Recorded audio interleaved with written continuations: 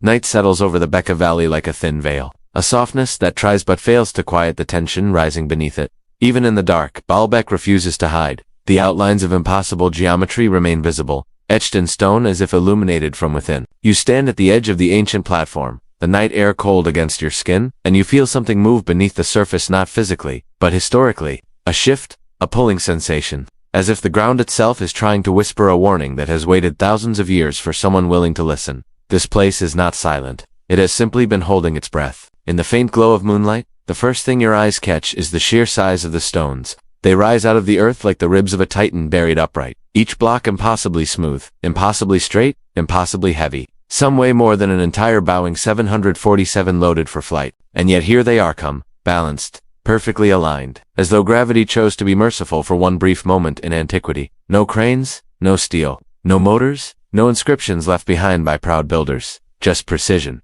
Beyond explanation. You lower your gaze toward the base of the temple platform, and the sense of unease grows. Every line, every angle seems too intentional to be accidental, too perfect to have been shaped by the chaotic trial-lander of human labor with primitive tools. The stones look less like they were carved, and more like they were engineered, as if someone who knew something enormous, something forbidden foreign these foundations to survive not just time, but civilizations. The thought forms slowly, uninvited. If everything we believe about ancient history is correct, then Baalbek should not exist, but it does, and it stands here, unbothered by our disbelief. The wind brushes across the stones, and with it comes a sense of presence. Not ghosts, but memory. Memory embedded into the limestone blocks themselves, waiting to be read like pages in a book carved long before the empires of Rome, Greece, or Babylon even had names. You reach out and touch one of the blocks, half expecting to feel some kind of vibration beneath your fingertips. Instead, you feel something stranger, an unsettling stillness. Not dead, but patient. The Romans built enormous structures across their empire, amphitheaters, bridges, aqueducts, but nothing like this. Nothing that required the movement of stones weighing hundreds upon hundreds of tons. If the Romans couldn't do it, then who did? And more importantly, why? As the moon rises higher, the surface of the Trilithon platform becomes clearer, and so do the questions that have haunted historians for more than a century. There are no tool marks on the stones, no ramp remains, no roads built to support transportation, no inscriptions boasting of the feat, no records describing an engineering triumph that should have been celebrated as one of the greatest achievements of the ancient world. Instead, there is silence, a deliberate silence. And silence in history is rarely an accident. You take a few steps back to see the scale of the site, and something about the layout tugs at you. The stones are not just large, they are arranged with an almost mathematical arrogance, as if whoever placed them wanted future generations to stare in shock, as if they were saying, "Go ahead, try to explain this." But explanation falters here. Logic struggles. Even engineers who visit the site admit privately that something feels off, not supernatural, but wrong in the way that an equation is wrong. Not because it is mystical, but because it doesn't add up. You imagine standing in this same spot 2,000 years ago. The Romans would have been bustling around the upper platform, erecting columns and carving temples. Yet even they would have looked down at the giant stones beneath their feet and known they were dealing with something older, something inherited, something beyond their craftsmanship. Tonight, that feeling becomes your own. You look at the horizon, the mountains forming dark silhouette sand. A single question crystallizes in your mind with unsettling clarity. What kind of civilization had the knowledge, the power, and the purpose to move stones like these, and then vanish so completely that we cannot even name them? A civilization with tools we no longer understand, or knowledge we no longer remember. The deeper you let the question settle, the more the ground beneath Baalbek seems to shift, as though you are standing at the edge of a second story, a hidden one waiting to break through the cracks of the first. Because if these stones were truly shaped and arranged by a forgotten people, then what does that say about the timeline we've been taught, about the rise of cities, about the origins of engineering, about ourselves?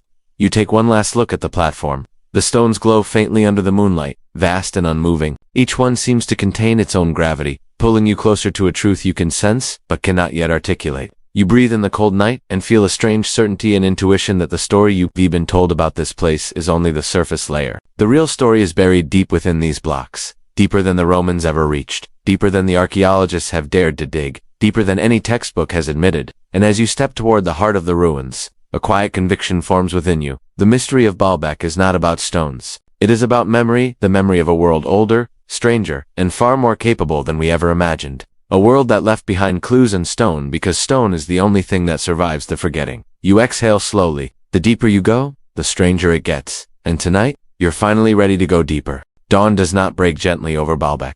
It arrives like a revelation, As the first dull orange light spreads across the valley, the Roman columns, tall, proud, impossibly elegant, begin to glow. These towering pillars, remnants of the Temple of Jupiter, are what most travelers come to see. They rise high enough to dwarf the humans below, high enough to demand admiration. And yet, as the sunlight climbs, something strange happens. Their grandeur begins to feel superficial. You walk closer, letting your hand trace the weathered grooves carved into the Roman limestone. Beautiful craftsmanship, undeniably. But as you follow the base of the structure downward toward the platform it sits upon, the shift in scale becomes jarring, almost embarrassing for the Romans. The stones beneath the temple are not merely larger, they belong to a different reality. A reality where geometry borders on arrogance, where scale ignores practicality, where precision behaves like a law of nature rather than an achievement of human hands. The Romans built temples, magnificent ones, but the foundation they inherited feels less like architecture, and more like a monument to something vast, something ancient, something unspeakably deliberate. For a long moment, you simply stand there, suspended between two civilizations, one documented, celebrated, understood, and another that left no name, no record, no explanation. History books tell us Rome extended its influence across continents, absorbing cultures and repurposing their sacred sites. They built upon older foundations countless times, Jerusalem, Athens, Luxor, but in all those places, the layers make sense. You see a natural evolution of architectural styles, of tools, of methods, but not here. Here, the foundation does not resemble an earlier stage of Roman skill. It resembles another world entirely. Block after block, you begin to notice something unsettling. Where the Roman stones show carving marks, joints, mortar, even imperfections, the megalithic stones show none of it. They lie flush against one another with a precision that feels surgical. Their surfaces are smooth, as if polished by equations rather than chisels. Their lines are too perfect, their corners too sharp, their seams too tight. They are older, far older, and yet superior. You crouch near one of the megalithic stones, letting your fingers trace its edge. There is no mortar, not a grain. The stones rely entirely on perfection and uncompromising geometry that locks them together with a subtlety that defies modern machinery. If Rome had built this, they would have bragged. They bragged about everything: bridges, aqueducts, roads, even minor victories. But about these stones, silence. Not a single Roman historian, not even the obsessive chroniclers who left behind pages describing the most mundane construction, ever mention the creation of these foundations. Not one. And silence of that magnitude is rarely accidental. You walk along the perimeter of the platform, letting your pace slow as the contrast becomes clearer, almost theatrical. The Roman blocks, manageable, human-sized, sensible, form the upper structures. Beneath them, enormous monoliths taller than you, heavier than locomotives, form the base. And beneath those, older still, lie the true titans. Stones so large they appear almost geological rather than architectural, as if the builders were sculpting mountains instead of temples. It feels reversed. As if the deeper you go into time, the more advanced the engineering becomes. A timeline flipped upside down, a narrative turned on its head. Even ancient writers struggled with the same discomfort. Greek and Arab historians described Baalbek not as a Roman project, but as a relic from the world before the flood, a world of giants, sky gods, sacred energies, and beings who lifted stones with knowledge or force beyond human grasp. Their stories were mythological, but only until you stand here and see the stones for yourself. Then something shifts. Myth begins to feel like memory. Local legend spoke of a king who commanded jinn to build the platform. Another claimed it was constructed by the giants who survived an earlier age. Still others said it was built as a landing place for the gods, an altar that connected heaven and earth. You don't have to believe the stories to feel their weight. Everything around you insists that the builders were no ordinary people. But if not the Romans, then who? That question hangs in the air like a shadow. You search for inscriptions, markings, chisels, anything that might reveal the identity of the creators. But the stones remain mute. There are no signatures carved into their faces, no symbols etched into their corners, no instruction marks left behind like the Egyptians often used, just perfect, silent monoliths. The absence becomes an answer in itself. Whoever built this did not seek credit, they sought permanence. You lean against the platform and glance upward at the Roman columns once more. They are beautiful, yes, but suddenly they feel fragile, decorations perched atop something far more serious, far more intentional. The Romans built for emperors, the builders of the foundation built for eternity. The longer you stand here, the more a strange sensation settles into your chest, something between awe and unease. It feels as if you are looking at a palimpsest of humanity, layers of civilization written over one another. The newest layer holds a bold signature, Rome. But the layer beneath refuses to be read easily, and so you find yourself wondering, did the Romans choose this site because the foundation already radiated significance?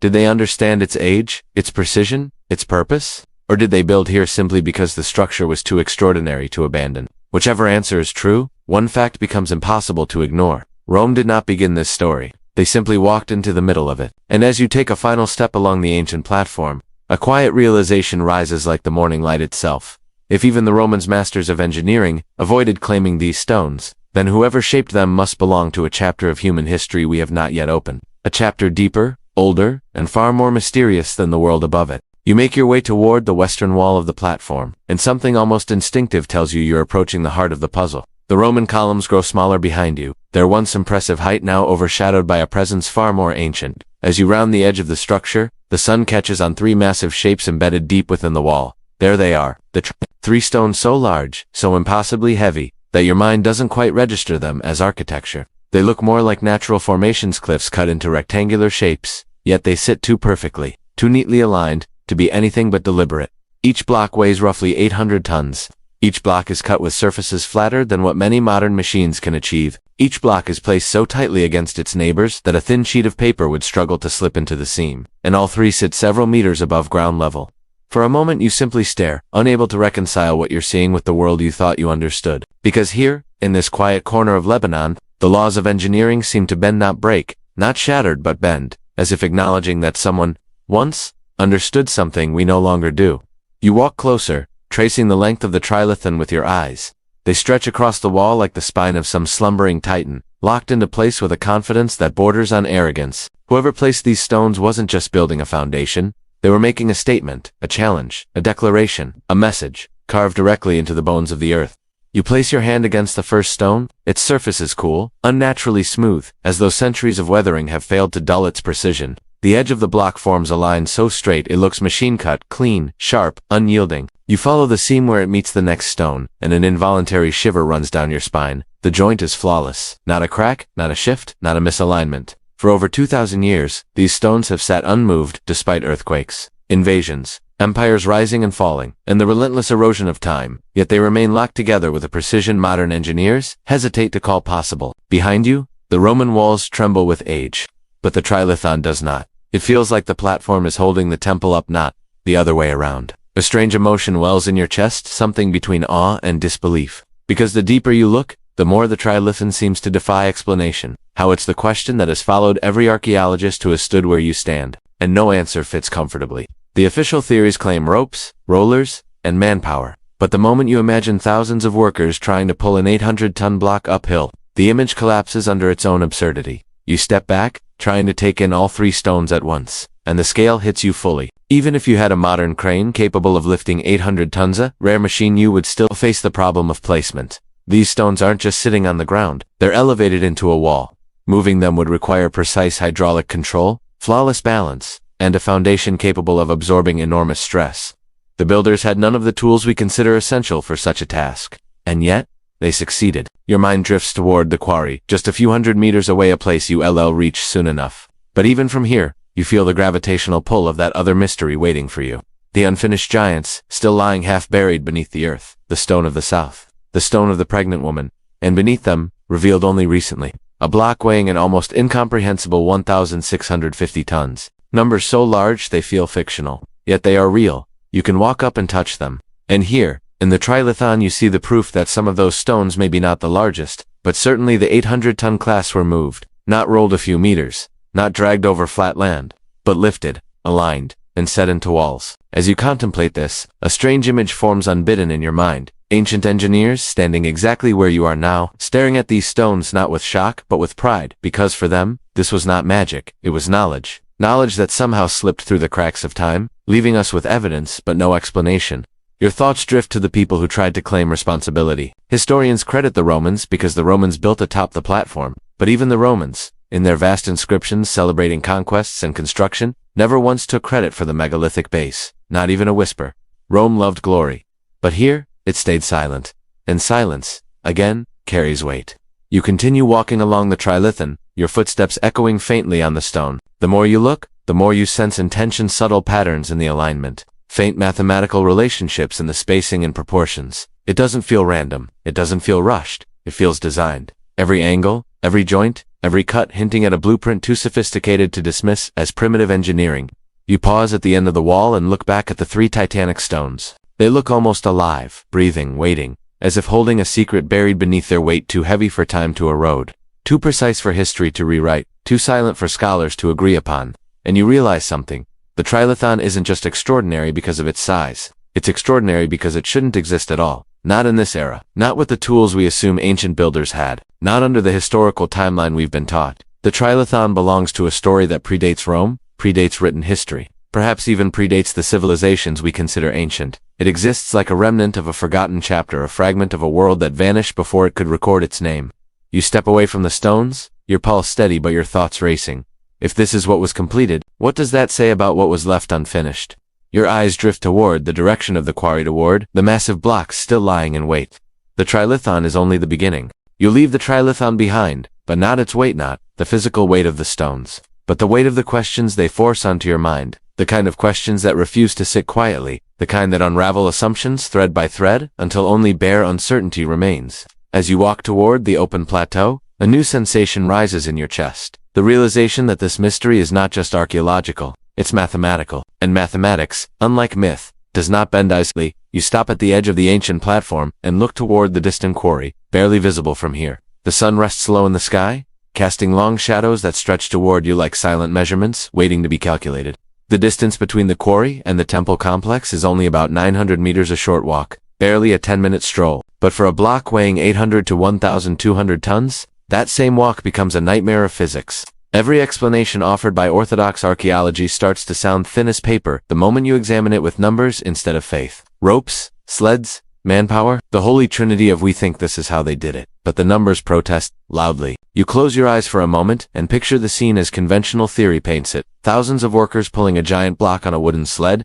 inching it up a slight incline. In your mind, the image looks heroic at first, then ludicrous, because even if every person could pull with extraordinary strength, 50 kilograms of force, that would still require tens of thousands working in perfect unison. And that's before you factor in friction, before you consider ropes snapping under extreme tension, before you think about wood splintering under catastrophic stress, before you imagine the ground beneath the sled deforming into ruts deep enough to swallow wheels, rollers, or anything else trying to move 1,000,000 kilograms of stone.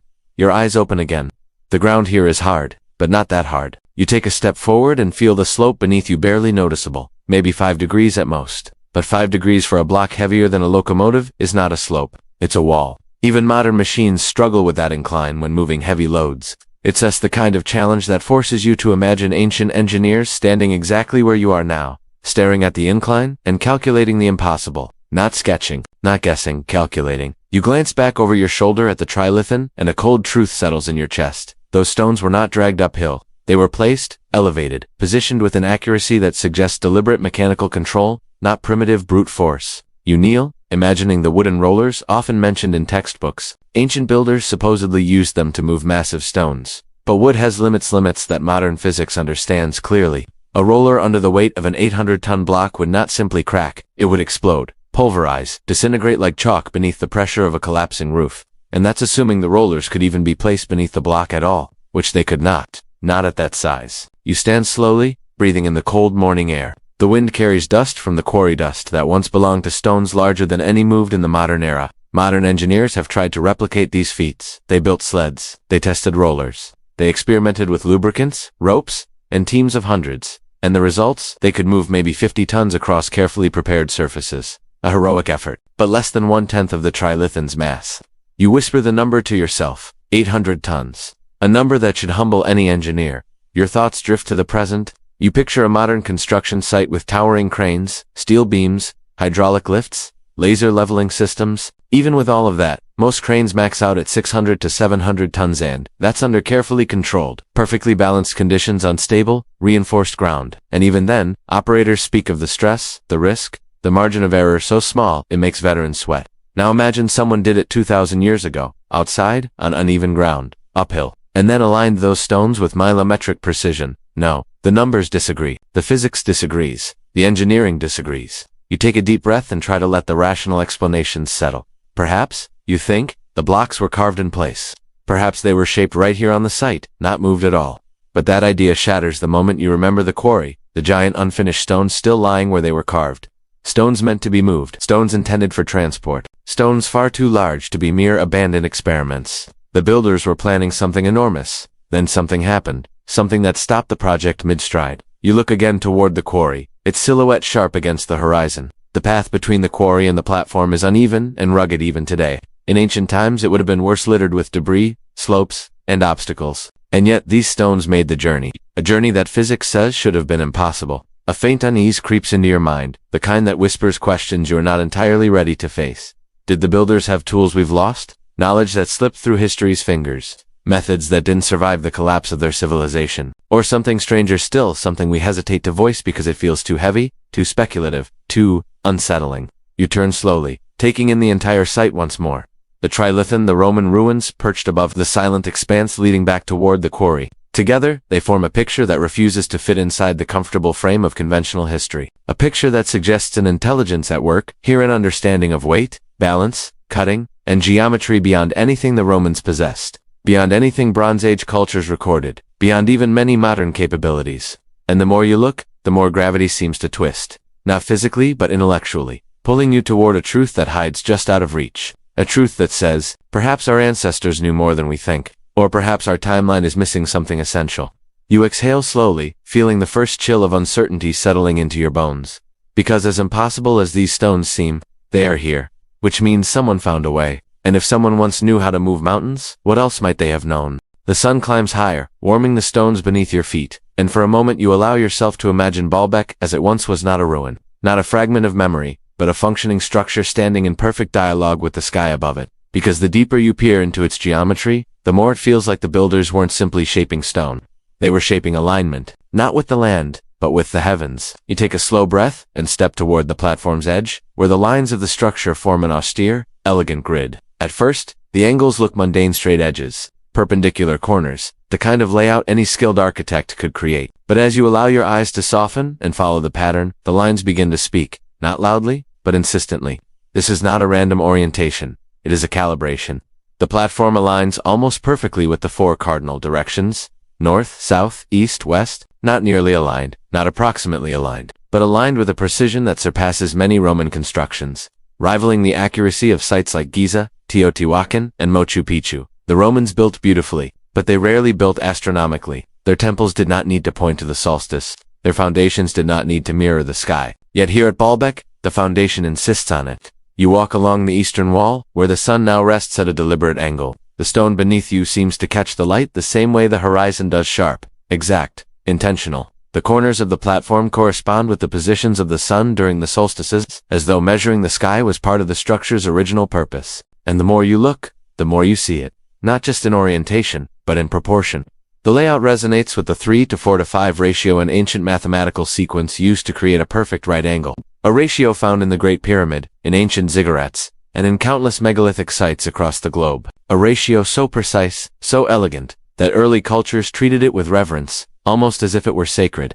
You pause and let that sink in. A sacred ratio, a sacred orientation, a sacred alignment. Was Baalbek really just a temple platform? Or was it a cosmic instrument? You kneel down, placing your palm against one of the stones. Its surface is cool, not just physically, but almost emotionally, like touching a piece of machinery that has been asleep for millennia. The geometry behaves like a forgotten language, and for a moment you feel as though you are reading a sentence written in the architecture itself. A sentence that says, "We watched the sky."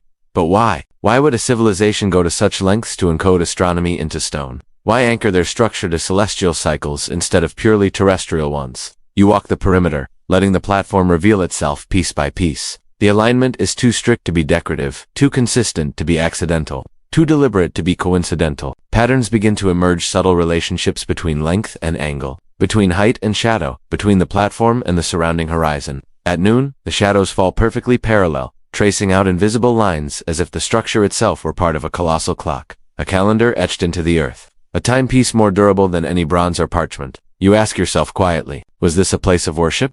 Or was this a place of observance? A site where knowledge was measured, tracked, preserved. The foundations feel less like the base of a temple, and more like the anchor of an idea, one that demanded precise geometry to function, something ancient, something cosmic, something that required the builders to understand not only the movement of the heavens, but the geometry of the earth beneath it. You recall other megalithic sites: Stonehenge, aligned to stasis; Teotihuacan, aligned to specific stars; Giza, aligned to Orion's belt. And here you stand at Baalbek, a place that echoes them, mirrors them, responds to them. As if all these ancient structures were not isolated achievements of different cultures, but fragments of a shared blueprint. A planetary network of stone instruments, a global architecture of watchers, a forgotten map drawn not on paper, but into the ground itself. As you walk deeper into the platform's center, the vastness of it settles around you. The stones feel less like the work of masons, and more like the work of mathematicians who chose stone as their medium not for beauty, but for immortality. Because stone cannot burn, it cannot rot,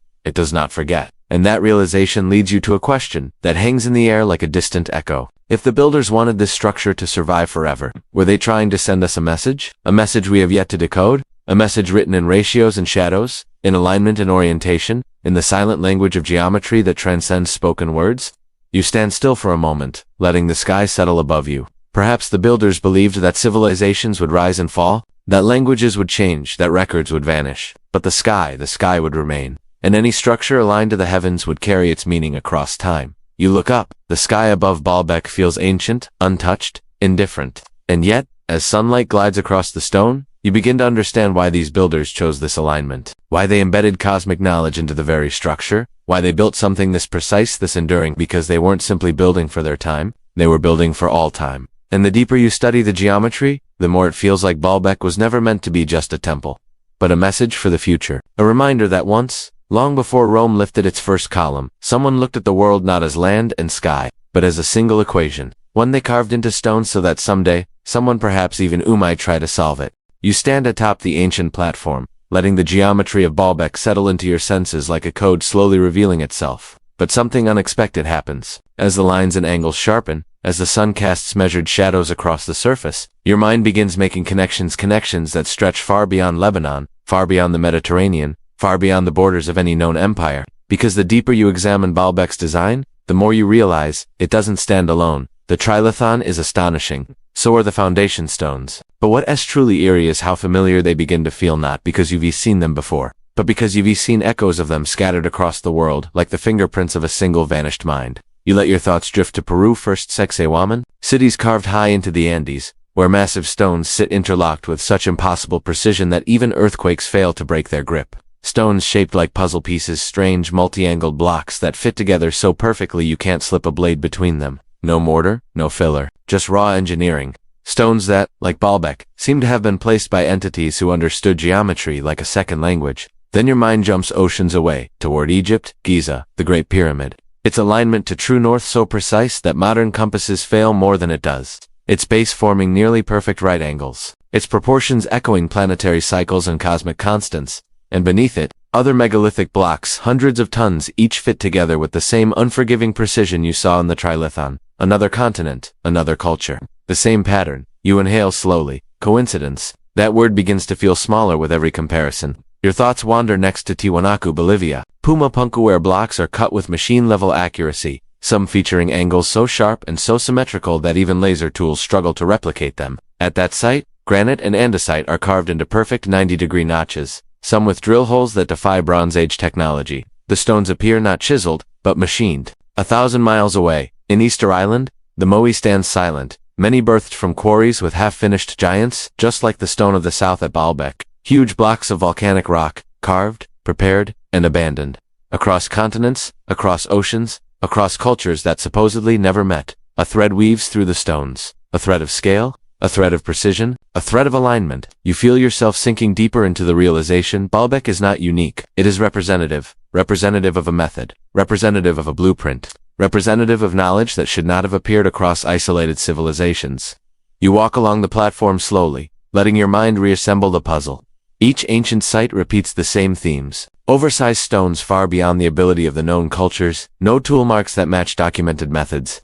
Alignment with solstices, equinoxes, and star paths, mathematical constants encoded into architecture, engineering techniques that outperform later civilizations, and perhaps most disturbingly, a sudden ceiling in capability, as though the knowledge appeared abruptly and then vanished just as suddenly. Cultures rise, but their earliest stone structures are their most advanced. Then they decline in scalability and precision. At Baalbek, the Romans inherited a platform superior to anything they could build themselves. In Egypt, later dynasties could not replicate the megaliths of the Old Kingdom. In Peru, the Inca claimed earlier structures were built by a race of giants. History should be a staircase. Instead, it looks like a cliff. A vertical drop between unknown genius and documented civilization. You stop walking. A thought grips you. What if this isn't evidence of parallel innovation? What if this is evidence of shared origin? The idea emerges like a silhouette in fog. What if a single civilization or network of civilizations once spanned the globe before recorded history? Perhaps not an empire with borders, but a culture with shared knowledge. A priesthood of architects. A lineage of engineers whose wisdom moved along trade winds, coastlines, and ancient migration routes. A civilization that understood Earth as a whole, rather than in fragments. After all, many of these sites align not only to the sky, but to each other. You recall studies suggesting that certain ancient monuments fall along consistent geodesic lines. That Giza, Baalbek, Nazca, Easter Island, Mohenjo-Daro, and even Angkor Wat form patterns too deliberate to ignore, as if the builders mapped Earth's curvature long before science had a name for it. The platform beneath your feet suddenly feels less like a temple base and more like a node point on a global grid. A place where knowledge converged, where sky and earth were studied together. A place where architecture acted as a bridge between worlds, physical, celestial, and perhaps even spiritual. A network, or what remains of one. You touch the stones again, and imagine the builders, whoever they were, standing where you stand. They were not working alone. They were not isolated geniuses. They were part of something larger, older, more unified. A global understanding now shattered into broken pieces scattered across continents. And Baalbek, it is one of the largest fragments of that broken mirror. The platform doesn't just carry stone on its back. It carries legacy. It carries memory. It carries the fingerprints of a civilization that has slipped beneath the waves of time, leaving only its most durable possessions behind. Stone, geometry, alignment. You step away, heart steady but mind racing. If Baalbek is part of a global design, then the mystery isn't just who built it. The deeper mystery is, how much did they know? And what happened to them? You leave behind the grand idea of a global network, but the thought stays with you like a low, steady hum. As you walk deeper into the ancient complex, the stones begin to feel heavier, not just in mass, but in meaning. Because Baalbek is not only a monument of engineering, it is also a monument of myth. And in places like this, myth often behaves like memory, wearing a mask. You find yourself standing before one of the older walls, the Megalithic layer, long predating the Romans. The stones here radiate a sense of age that is almost uncomfortable, as if they have seen things you were never meant to know. And it's here, where silence runs deeper, that the stories begin to surface. Stories the locals have whispered for centuries, stories ancient writers recorded with trembling pens, stories that mainstream history shrugs off, yet cannot fully dismiss. Stories of giants. Your fingers skim the surface of the stone, and the idea feels absurd at first. But then you think of the scale against stones weighing hundreds of tons, carved and placed with such ease that it almost mocks human effort. You think of how many ancient cultures claimed their earliest structures came from beings of unimaginable size and strength. The Inca, the Maya, the Greeks, the Sumerians, all spoke of giants. They weren't describing clumsy monsters, but builders, architects of stone. Even the Bible describes the land of Canaan, where Baalbek sits, as home to the Rephaim, the giant ones, the mighty men of old. Were these tales born of fear, or born of memory? Arabic folklore offers its own version. It says that Baalbek was built by Nimrod's giants before the flood, as a place of power, a platform for rituals that connected heaven and earth.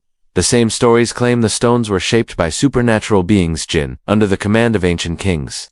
Their strength forged from smokeless fire. You repeat the words in your mind. Smokeless fire. A poetic way to describe something else. Something brighter, hotter, more technological. Plasma. Light, heat beyond flame. Or perhaps simply a metaphor we've long forgotten how to interpret. You step back, letting the breeze carry the desert dust across the platform. Myth on its own proves nothing, but myth appearing in every culture, tied to the same kinds of stones, the same kinds of structures, the same kinds of disappearances. That is something different. And then, there is Baal. The city itself carries his name. Baal, Lord of the sky, Lord of the storm, Lord of the earth, a god of thunder, lightning, cycles of life and death. A god often depicted descending from the heavens, wielding forces that could shatter mountains. A god people feared because they said he lived here not symbolically, but literally. The temple at Baalbek was built, according to tradition, on a site where divine energy was strongest. A place chosen not by men, but by gods. You think about the geometry again? The alignments? The cosmic proportions, the temple oriented toward the sky. Was it designed for worship or for communication? Even the Romans, pragmatic as they were, treated Baalbek differently. They didn't just build a temple, they built the temple of Jupiter Heliopolitanus here, merging their sky god with the Canaanite Baal. They knew this place held a power older than Rome itself. And then, there is the flood. Every ancient civilization recorded a cataclysm, a moment where water consumed the world, wiping out everything except a handful of survivors. The Sumerians, the Hebrews, the Greeks, the Hindus, the Maya, the Egyptians' cultures, separated by oceans, all told the same story. A world before, a world destroyed. A world rebuilt from fragments. and suddenly you understand why people tell stories of giants, of gods, of beings with knowledge and strength beyond human measure. Perhaps they weren't describing monsters, perhaps they were remembering the last survivors of a civilization wiped clean by catastrophe. A civilization with technology or techniques so advanced they seemed supernatural. A civilization capable of lifting and shaping stones we struggle to comprehend. If the flood washed the world clean, what would remain? Not books, not tools, not machines, only the stones, the megalithic stones. The ones too heavy for time to destroy. You walk slowly, imagining the floodwaters surging across the earth, carrying away cities and knowledge, leaving only the hardest, heaviest remnants behind. Perhaps that is why megalithic sites look so disproportionate to the civilizations we attribute them to, because those civilizations did not build them, they inherited them, just like the Romans did. The myth of giants then becomes something different, less fantasy, more metaphor, giants of size or giants of knowledge. You picture ancient survivors carving their memories into stone, because stone was the only medium guaranteed to survive the next disaster, because they knew deeply painfully that history could vanish in a day, swallowed by waves or fire or time. Maybe Baalbek was a beacon, a marker, a reminder, a place that once radiated significance so deep that later cultures, Phoenicians, Greeks, Romans built atop it simply because they could feel its power, even if they no longer remembered why. You stand at the center of the platform, your pulse steady, your breath soft. The myths feel closer here, not as stories, but as echoes. Echoes of a world erased, echoes of builders forgotten, echoes of a flood that reset everything except the stones.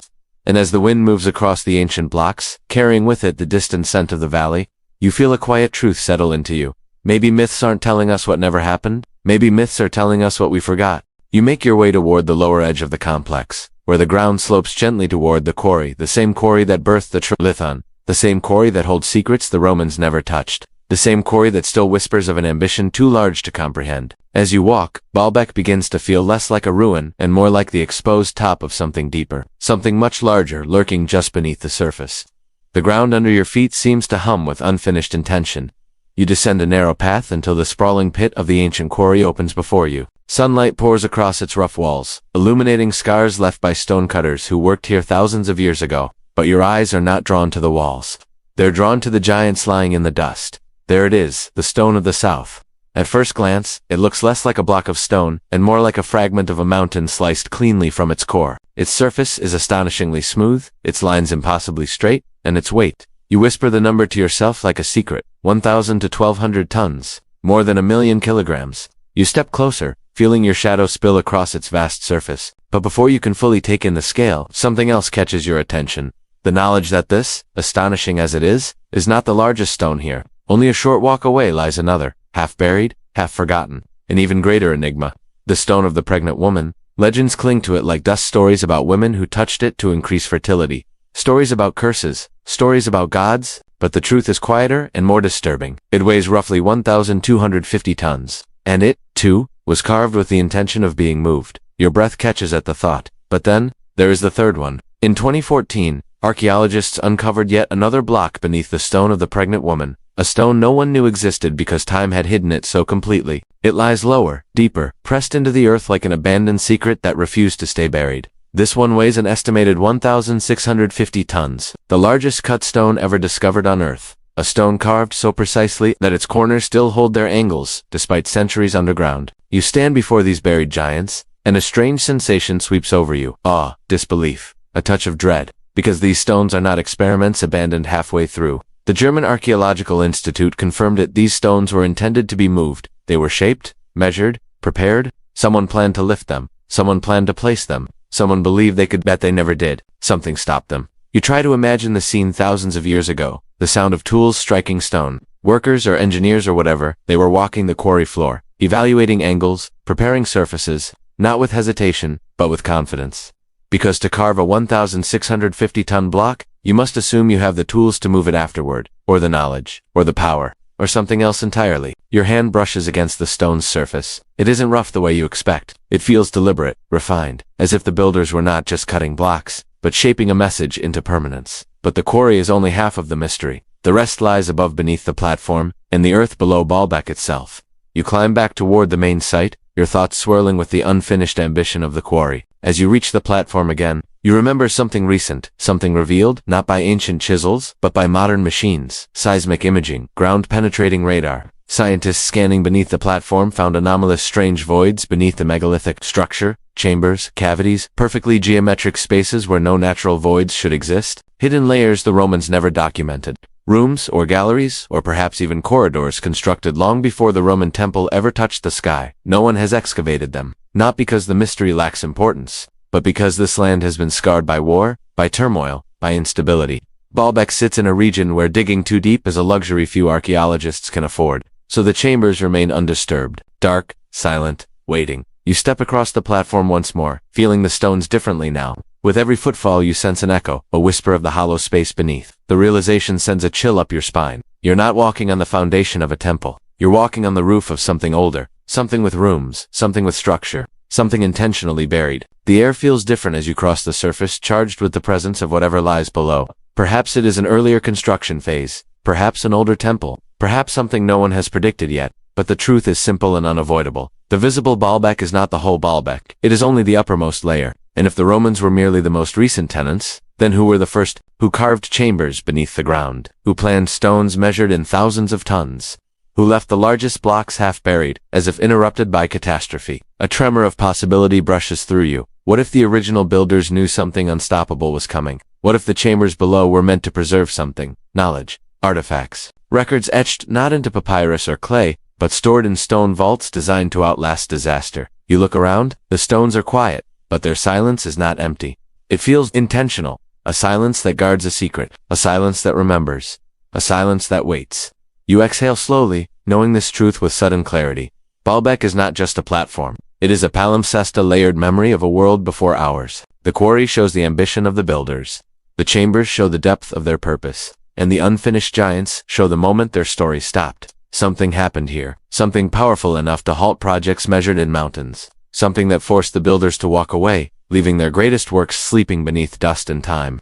And whatever that something was, its echo still lingers beneath your feet. You climb back onto the central platform of Baalbek, but now after the quarry, after the buried stones, after the whispers of hidden chambers, this place feels different. Not like a ruin, not like an artifact, not even like a puzzle. It feels like a survivor of something enormous, something that erased nearly every trace of the civilization that built it, leaving behind only the parts too heavy for destruction. The thought lingers inside you like a cold draft. If the builders of Baalbek intended to move a 1,650-ton stone, what else were they capable of? You walk slowly across the platform, letting your fingers glide along the ancient surfaces. The precision becomes impossible to ignore. The geometry refuses to be dismissed. And the silence, the absolute refusal of these stones to reveal their creators, feels like a statement, a challenge almost, a message from a civilization whose name we no longer remember, or perhaps a civilization whose name we never knew. Your footfall echoes faintly, and something shifts in your mind, and uncomfortable, widening space where doubt and curiosity intertwine, because everything you've seen here, every mystery from the Trilithon to the solstice-aligned corners, contradicts the timeline you were taught, not in small ways, in catastrophic ways. History is supposed to progress like a ladder. Simple gives complex, primitive gives advanced. But Baalbek feels like the remnants of a ladder that once reached far higher than we realized. Before it was shattered, leaving only the bottom steps intact. You pause at the edge of the platform and look back toward the Roman columns. They should dominate the skyline. They should represent the pinnacle of ancient engineering. And yet, from where you stand, they look fragile like decorations on a foundation they cannot hope to match. The hierarchy is reversed. The oldest stones are the most advanced. The newer stones are the simplest. It's as if a civilization began with brilliance and ended in imitation. You breathe slowly, allowing the implications to settle. This inversion, this backwardness is not isolated to Baalbek. You've seen it in Peru, in Egypt, in Bolivia, in Turkey, in Easter Island. Everywhere the story is the same. The earliest stone structures are impossible. The later ones decline. What kind of timeline works like that? Civilizations don't start with their masterpieces. They build toward them. Unless the masterpieces belong to an earlier world. A world lost, scattered, broken, a world whose survivors devolved rather than evolved. You step forward and imagine the builders not as giants of flesh, but as giants of knowledge. Engineers whose techniques were later mythologized into supernatural feats. People whose understanding of weight distribution, vibration, resonance, and precision cutting made stone behave like pliable clay. People who saw geometry, not as math but as a living language. People who carve it in a medium that would survive the death of culture's stone. If a cataclysm wiped out their society, whether by flood, fire, climate collapse, or something we can't yet imagine, their books, their tools, their machines would vanish. But their stones would remain. Stone outlives memory. Stone outlives myth. Stone outlives the storytellers. But it cannot outlive questions. And so you stand here now, thousands of years later, trying to decode a message written for a future they could not predict, but desperately hoped would come. Your mind drifts to the possibility that haunts every ancient site on Earth. What if the most important parts of human history happened before recorded history even began? A pre-Diluvian world, a forgotten a civilization erased so thoroughly that we can only reconstruct its existence from the few stones heavy enough to resist time. You turn and face the horizon. The mountains loom quietly, indifferent to your thoughts. But the platform beneath your feet feels alive with intention, with purpose, with a story trapped under layers of dust. Was this place an observatory, a sanctuary, a ceremonial center, a machine, a map, a vault? You keep walking, and the stones seem to whisper without sound, a vibration of possibility. Perhaps Baalbek wasn't built to honor gods. Perhaps it was built by people who understood the heavens and the earth as two halves of the same equation. People who encoded their knowledge into the geometry so that it couldn't be erased. People who carved messages not for their own time, but for ours. Then the darker thought arrives, quiet but persistent. What if someone wanted this knowledge erased? What if the disappearance wasn't an accident? What if it was deliberate? Civilizations fall. Empires erase the past. Victors rewrite timelines. What survives is not always what was true, only what was allowed. You feel that truth deep in your chest, because Baalbek doesn't just challenge the story of the ancient world. It challenges the story of humanity. It challenges the idea that we were simple before we became complex. It challenges the belief that our current knowledge represents the peak of what humans have ever achieved. What if we are not the pinnacle? What if we are the rediscovery? What if we are the last flicker of a fire that once burned much brighter? You look down again at the Trilithon, the stones silent, massive, unmoving. They survived something that the civilization which built them did not. And the final realization settles over you like dusk. Maybe Baalbek is not a mystery to be solved. Maybe it is a reminder of what was lost, and of how much remains buried beneath the stories we've been told. Dusk settles over Baalbek like a slow exhale, washing the stones in amber light until they glow as though lit from within.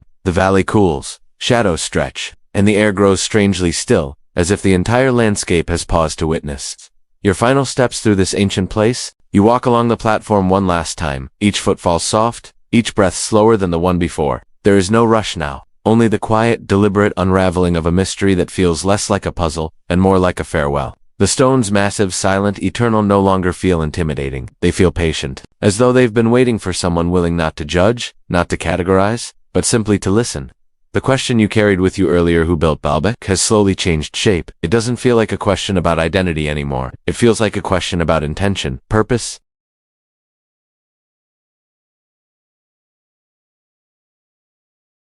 You place your hand on the surface of one of the megalithic blocks. Its coldness has softened with the day's heat, but its presence remains overwhelming. You close your eyes. The stone is not warm, but it feels alive. Not in a mystical sense, but in the sense that it remembers. Stone remembers in ways documents never can. It carries weight, not just physical weight, but memory. You imagine the builders not as giants, not as gods, but as people who understood something we lost. People who looked at the sky and saw patterns we no longer recognize. People who shaped stone not as a symbol, but as a sentence, a language, a message for those who would come long after. Perhaps they believed quietly, desperately, that one day someone would stand here, as you do now, and feel the echo of their purpose. You inhale slowly and let the thought settle inside you. Baalbek was not built to be understood in its own time. It was built to be understood in ours. The sky above deepens to indigo, and the first stars begin to appear. You tilt your head upward, feeling the geometry beneath your feet align with the heavens above you. The platform mirrors the cosmos. The cosmos mirrors time, and you, for a fleeting moment, are suspended between them. The wind shifts across the valley, gentle and unhurried. It brushes against your skin like a whisper, soft, distant, almost mournful. And for a heartbeat, Baalbek feels less like a ruin and more like a conversation. A conversation between the past and the present, between those who built and those who inherited, between knowledge preserved and knowledge forgotten. You step to the edge of the platform, looking toward the mountains now swallowed by dusk. The world feels vast, ancient, unknowable, and yet strangely intimate, as though you're part of a story so old it no longer has a beginning. You wonder what happened to the people who built the first layer of Baalbek. Did they vanish in a great cataclysm? Did they disperse across the world, leaving fragments of their knowledge behind, fragments that became the megaliths of Peru, the pyramids of Egypt, the forgotten stones of Turkey and Polynesia? Or were they erased by time, by conquest, by the rewriting of history that favors the victors over the truth? Perhaps the answer lies beneath the platform, inside the unexcavated chambers. Perhaps it lies within the stones left behind in the quarry, frozen mid-construction, Perhaps it lies in the myth stories dismissed as fantasy, but whispered with too much consistency to ignore. Or perhaps the answer lies not in discovering who they were, but in understanding what they wanted us to remember. You breathe again, slower this time, letting the calm settle into every corner of your mind. The mystery no longer feels like a riddle, demanding solution. It feels like a reminder gently pressing itself into your awareness. Civilizations rise, civilizations fall. Knowledge grows, knowledge disappears. But stone endures.